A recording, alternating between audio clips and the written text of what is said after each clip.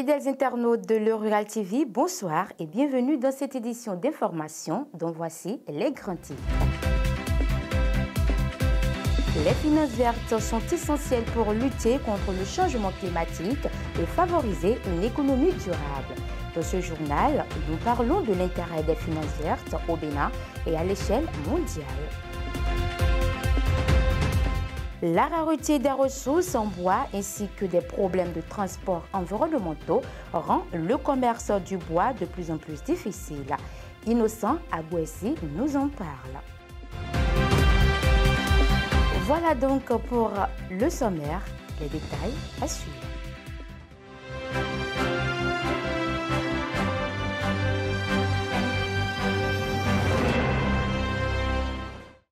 À nouveau, bienvenue à vous si vous nous rejoignez dans ce journal. Comme à l'accoutumée, nous démarrons par les prévisions météorologiques. La météo à Abomey-Calavi demain sera légèrement plus chaude qu'aujourd'hui avec une température maximale de 30 degrés Celsius. Aucune précipitation n'est prévue. Lors du Conseil des ministres de ce mercredi 9 octobre 2024, le gouvernement béninois a validé la construction d'un centre de transfert de déchets solides ménagers à Akogbato dans le 12e arrondissement de Cotonou. Ce projet, qui s'inscrit dans le cadre du programme d'assainissement pluvial de la ville, vise à réduire les coûts de transport des déchets. Parmi les nombreuses composantes du financement, le financement vert joue un rôle très important en visant à atténuer les changements climatiques et à promouvoir une économie durable respectueuse de l'environnement. Face donc aux besoins croissants en matière d'adaptation et d'atténuation, les institutions de microfinance sont de plus en plus sollicitées pour intégrer ce type de financement. Découvrez dans cet élément de Maël Anator et Martial Aronsou l'intérêt des finances vertes au Bénin et à l'échelle mondiale. La planète fait face à des défis environnementaux sans précédent. Le dérèglement climatique, la perte de biodiversité et la pollution menacent la survie de nos écosystèmes, mais aussi des économies locales. Pour répondre à ces urgences tout en stimulant une croissance économique des acteurs à la base, le financement vert offre un potentiel extraordinaire pour la promotion de l'économie durable. Le monde aujourd'hui, nous sommes obligés, nous impose certaines manières de faire et donc on ne peut plus continuer avec des paiements en espèces, on ne peut plus continuer à faire de la finance aujourd'hui sans faire recours à l'environnement et donc du coup, de plus en plus, le monde, on parle du financement vert, on parle de l'économie verte, et donc on parle de la digitalisation, de l'économie numérique, et donc la microfinance aussi est obligée de s'adapter à ce changement qui est au niveau global pour pouvoir avancer, sinon quoi, elle va disparaître. Au Bénin, cet ensemble de services constitue une opportunité pour les institutions de microfinance, alliant performance économique et respect de l'environnement. On entend aujourd'hui beaucoup parler de l'existence d'un fonds climat, de l'existence d'un fonds pour permettre aux acteurs en général de savoir comment lutter contre les changements climatiques et notamment au pays, de savoir comment lutter contre le changement climatique. Et ces fonds ont pour but d'accompagner ces pays à faire de grands travaux, à freiner, par exemple, l'avancée de la mer, à pouvoir faire du reboisement, etc., etc. L'avenir de la planète aujourd'hui dépend de l'environnement. Et les systèmes financiers décentralisés, de par leurs activités d'intermédiation financière, sont appelés à accompagner une frange de la population qui est appelée à exercer des pressions sur l'environnement. Donc, cet accompagnement doit être fait de manière judicieuse pour que les clients ou les bénéficiaires des services des systèmes financiers décentralisés puissent exercer des pressions positives sur l'environnement. Face aux défis environnementaux, l'intégration du financement vert dans les systèmes financiers traditionnels est essentielle. Ceci permettra de soutenir des projets durables et éco-responsables tout en réduisant les risques financiers liés au changement climatique. Le gouvernement béninois a procédé ce mercredi 9 octobre 2024 à la sélection des centres chargés de la formation des artisans béninois au titre de l'année 2024 dans le cadre de Arche Formation. Après la formation de 1720 artisans en 2023, 2676 autres bénéficieront de ce volet au titre de l'année 2024. L'ATDIA7 a organisé le 1er octobre 2024 à son siège une causerie pour améliorer les pratiques d'élevage des agriculteurs béninois.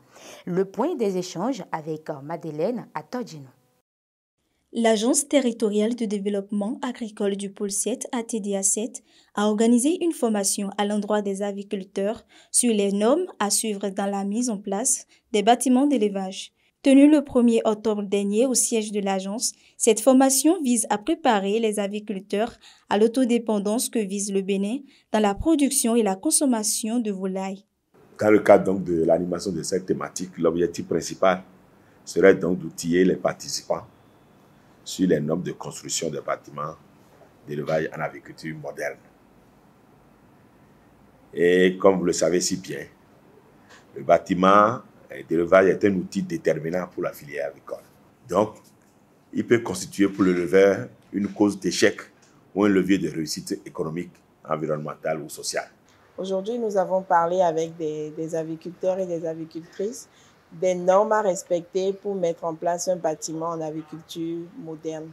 Donc, cette formation a été organisée sous l'impulsion de l'ATDA. Ce n'était pas une formation, c'était même une causerie parce qu'on n'était qu'avec des agriculteurs expérimentés. L'idée étant de voir aujourd'hui, avec les annonces du gouvernement d'interdire les importations, les fermes vont forcément prendre de l'ampleur, de nouveaux bâtiments vont être mis en place. Donc, comment est-ce qu'on fait pour les mettre en place des meilleures façons possibles en tenant compte des conditions climatiques qui deviennent de plus en plus difficiles? Cette formation a permis aux acteurs de comprendre davantage à travers les différentes notions abordées les pratiques plus efficaces à adopter pour la réussite dans leurs activités. Après cette formation, je crois que on retient beaucoup de choses. D'abord, la construction du bâtiment. Il faut choisir le site d'abord de notre ferme et choisir là où il faut implanter le bâtiment. En ce qui concerne le site du bâtiment, le choix du site, il y a plusieurs, il faut premièrement de façon globale l'accès au site, la proximité du site par rapport au marché, il y a le relief auquel il faut tenir compte. Par rapport à la formation que nous avons eue ce matin, j'ai retenu beaucoup de choses parce que les bâtiments, déjà, c'est la fondation par rapport à l'élevage. Si on va réussir une bonne élevage, il faut que ça commence d'abord par là. Il faut les normes et les dispositifs à prendre. Bon, on pensait tout connaître, mais ce matin, on a vu qu'il y a encore beaucoup de choses. Les responsables, quant à eux, appellent les bénéficiaires à la mise en pratique des connaissances acquises pour un résultat optimal. Ce que reconnaissent si bien les participants. C'est bien de venir à la formation, c'est encore mieux de mettre en œuvre les choses qui ont été discutées. Et véritablement, le remerciement est pour la TDA que j'espère va mettre en place d'autres thématiques parce que des thématiques, il y en a beaucoup. Quand on fait ce genre de séance, on réalise comment est-ce que les acteurs ont soif de savoir, ont soif de se retrouver pour échanger. Donc, je dis merci et je souhaiterais que le creuset soit encore offert plus souvent. À l'issue de cette causerie, les participants ont formulé des doléances à l'endroit de l'ATDA du pôle 7. Ils souhaitent que cette dernière mette en place d'autres thématiques pour leur permettre d'acquérir de nouvelles connaissances. La campagne de vaccination contre le virus Mpox a démarré ce samedi 5 octobre 2024 en République démocratique du Congo, pays le plus touché par cette maladie.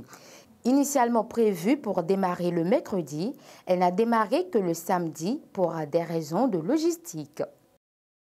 En raison de la rareté des ressources en bois et d'autres problèmes liés au transport et à l'environnement, le commerce du bois se complique.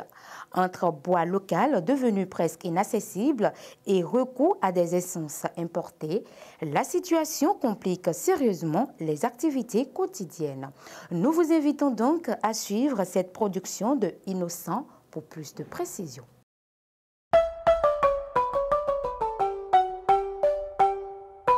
Aujourd'hui, l'acquisition des bois d'œuvre devient de plus en plus compliquée.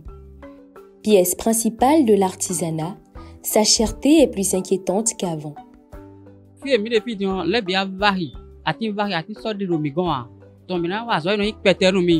exemple, à Abzeriadi, et à Tindagwe, mais le bino par Tindagwe Abzeria. Abzeria, yo, 12 000, 14 000. Fille, mes filles, dans Abzeria, à Tindagwe, 35 000.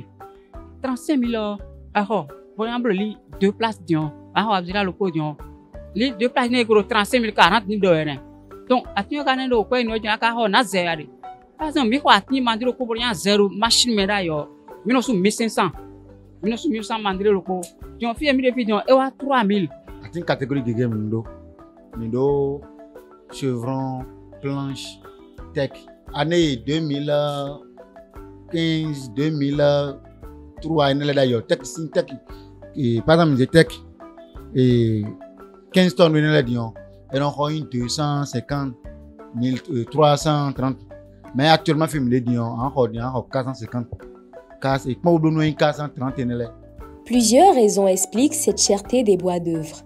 Partant de la conséquence de la raréfaction aux restrictions environnementales, le commerce des bois est confronté à la hausse des frais de transport. D'ailleurs, planche, on reprend des cartes, on planche 30 mètres cubes, on 30 000. Et vous pouvez dire sur le mois. Encore mètre cube, c'est 63 000, 64 000, 65 000. Or, nous avons des cartes comme ça 40 000.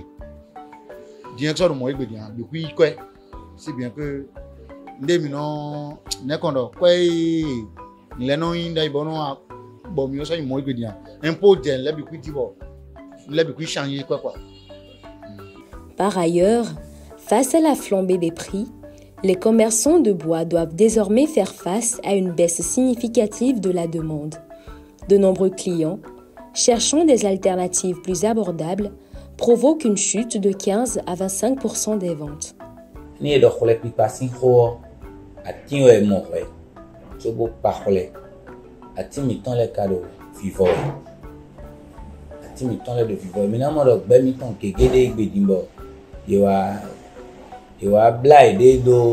SDF ou complaquer les timoniers de SDF dans un signe au bout de bon wabo et qu'on bleu bidon de blé nous gégé bedimba nous zébron blona et quand on doit dire ça à tia. Pris entre la hausse des coûts et la chute de la demande, les commerçants de bois peinent à maintenir leurs activités. Ce qui n'est pas une guerre, les secteurs de l'artisanat, de la construction, de l'ameublement.